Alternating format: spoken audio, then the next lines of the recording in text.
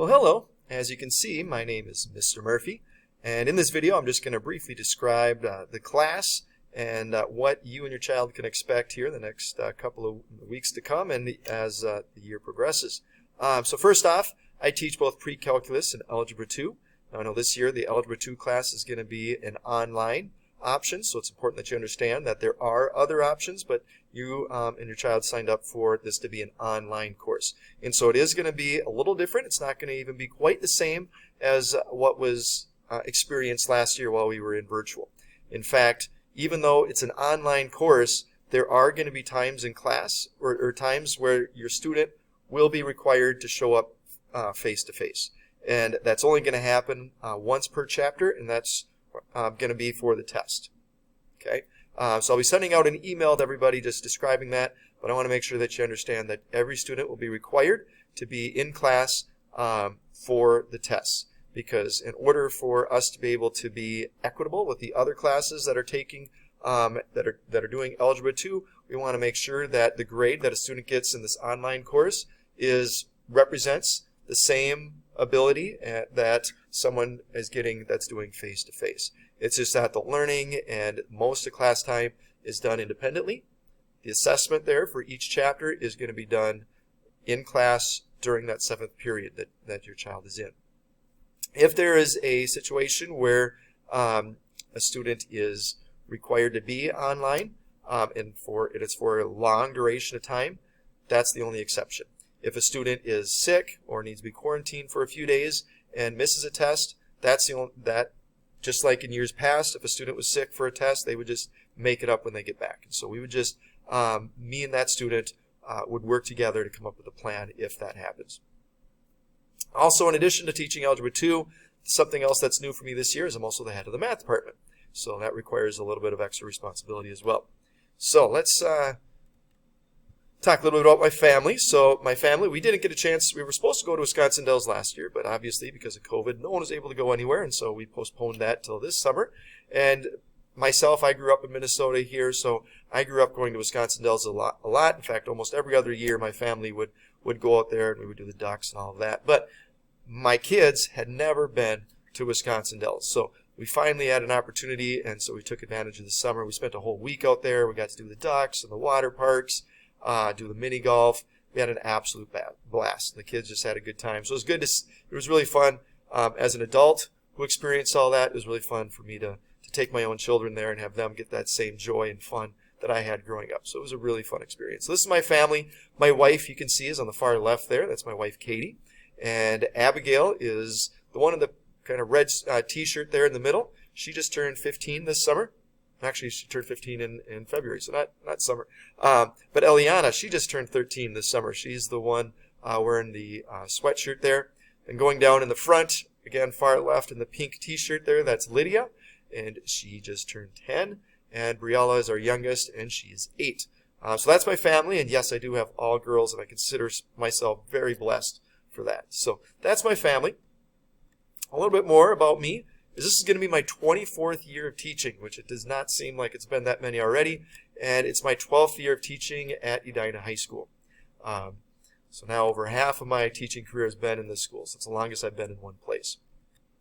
I have my master's degree in curriculum and instruction. I also have, beyond my master's degree, I have a lot of other credits, and most of those are dealing with technology and education. In fact, I have a specialist degree that focuses on that. All right, so enough about me. Let's talk about this class. And so what does a student need for the class? Well, first off, they're going to need a notebook. Now, we do have notes and everything available online. This class, students, obviously, since it's online, students will be watching videos for the lessons. I will not be teaching online. These will be videos that they watch that will take them through the same lessons and everything, so they can do that independently. So if a student has a study hall, they can watch those videos and take notes during a study hall. And during the scheduled class time, work on the assignment. And then if they have questions, they can email me during the class time. So I'll talk more about that in a separate email. But again, a notebook is something that would be useful. They're going to want a TI-84 calculator. Now, I know that there are tools available online. But for assessment reasons, students will not be able to use their computers during the test. And so even though they might have access to Desmos, is a really good online graphing calculator that sometimes we'll use for different activities and things, it's not something that we can use during a test. So a student needs to have a TI-84. These are not overly expensive, but they're very well built. They're more well built than the TI Inspire, which was the calculator that we've been using for many, many years. But the TI-84 has always been around for even longer than the TI Inspire. Like I said, it's better built. You can get these with a color screen, just like the TI Inspire does. But like I said, they're much more durable, and they're much more reasonably priced. In fact, you can find these even at thrift stores. So if money's an issue, I would say take advantage of thrift store opportunities. I've seen them there for very, very reasonably priced. Now, in addition to the graphing calculator, a student should also have a scientific calculator, because there are times where for different tests and things, students will not be allowed to use the graphing calculator, and so a scientific calculator would be allowed oftentimes in those scenarios. And even when we get to trigonometry, to be honest, I think sometimes trigonometry is much easier to use on scientific calculator, sometimes on the graphing calculator. But both of those calculators are going to be tools that students want to have available to them. Now, as far as some optional things, is I will have, like I said, I'll have my notes available online for students to print out, but it's up to them to print them out on their own. Obviously, this is an online class, so those kind of resources will be available online where they can just print them out from home or from school even to be able to use as they follow along with the videos. That really makes things go a lot smoother for them. And obviously, so since if you're going to have all this loose leaf paper, you might want to have a 3-ring binder just to stay organized and be able to put that all in, so that way they have it all in one spot and can easily access what they need. The grading policy, now this is just a standard grading scale, just your normal 90% is the lowest A, 80 is the lowest B, and so on. So if you want to pause the video so you can look more at that grading scale, but it's just a standard grading scale there. Oh, the only thing that I'll bring up, though, is that it's 20% formative and 80% summative. So 20% of the grade would be the quizzes and the homework assignments, and 80% of the grade would be the tests. So retakes. So again, with those tests they'll be taking in person, if a student got less than a 75% on that test, they will have an opportunity to retake it for up to a 75%. They can't retake it for whatever grade they get. Okay, so if a student got an 80% on the test and normally gets A's on tests and is disappointed with that score, well, it's not the end of the world. It's a difficult class. Getting an 80% is actually a really good score on a test.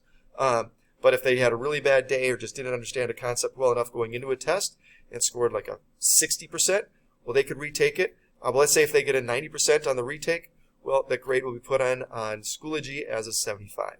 In the notes part, I will say what the actual score was if it was higher than a 75%, so that way you and your as parents can understand or can see what the actual score was. Some details, though, about that is the retake has to be done before the next test takes place. So at the end of the semester, students can't say, well, can I go back and retake the Chapter 2 test? It's too late. So once we get to the Chapter 2 test, if they wanted to retake the Chapter 1 test, they no longer can. So those have to take place before the next chapter test. And also before that test takes place, or before they do the retake, I require students to meet with me. In years past, obviously with COVID, that made it really challenging, and so I didn't always do that. But what happens is students would say, oh yeah, I'm ready, but they really didn't do a whole lot to prepare, and their grade was either just as bad, or maybe not that much better, or sometimes even worse than what they did the first time. So I want to meet with the student during my either before school, after school, during that block of time where they have scheduled class periods. Students can meet with me then too.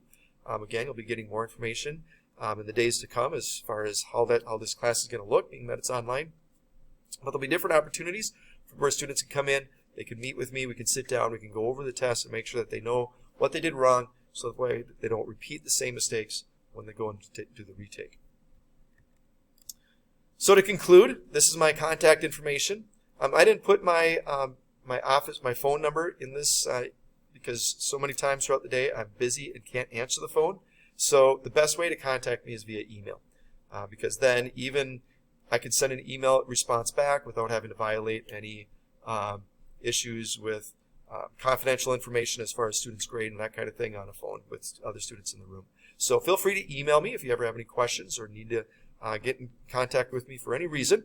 And then my office hours. So I'm available Mondays and Fridays before school from 7:30 in the morning to 8:15. Okay, and school starts at 8:30. So I'm available from 7:30 to 8:15 on Mondays and Fridays before school.